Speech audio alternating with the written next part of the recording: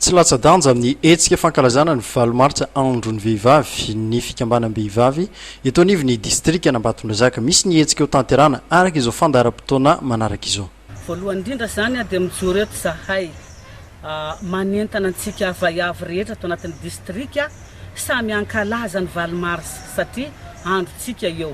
Andro ny vehivavy rehetra maneran-tany ny valomarsa fa tsy Ambatondrazaka rery.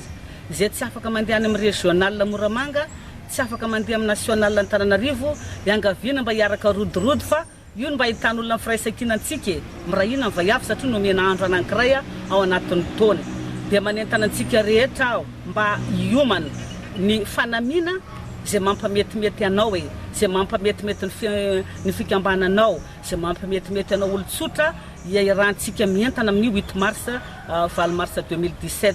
Ny fandaharam-potoana moa ampangivangony ihany lazako azy hoe amin'ny fahadimin'ny volana marsa atsika ariva misy fiaraham-bavaka amin'ny 3 amin'ny fiangonana Ambomiangaly. Iangaviana sika rehetra ho tonga hitondram-bavaka ny vehivavy rehetra eran-tany. Fa eniny volana marsa atsika hetsika anatitra zavatra andrena kisy kamboty reny sy ny kisy manana fahasembanana.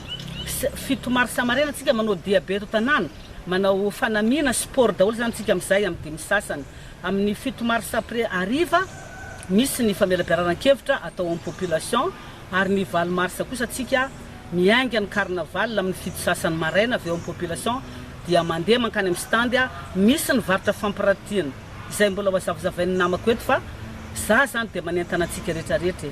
Andro ny vehivavy io, andro tsika vaiavy efa namiana an'izany tsika dia iangaviana tsika mba hafohy fotoana mba samy hiara entana amin'ny 20 marsa ho avy zao. Dia misaotra indrindra antsika rehetra mijery, misaotra ny vehivavy rehetra tao anatin'ny distrika Ambatondrazaka. Isan'ny andravaka ny hetsika ny varotra fampiratiana izay ataon'ireo fikambanam-behivavy samihafa amin'ny alalan'ny asa tanana izay ataon'izy ireo. Manentana antsika vehivavy rehetra zany na nisy ambatan'olona na nisaky ny fikambanana mba hitondra n'izany varotra fampiratiana izany fa mbola olazaina sy henona amin'ity haino mijery ihany moa ny fandaharana ny fanaterana izany varotra fampiratiana izany.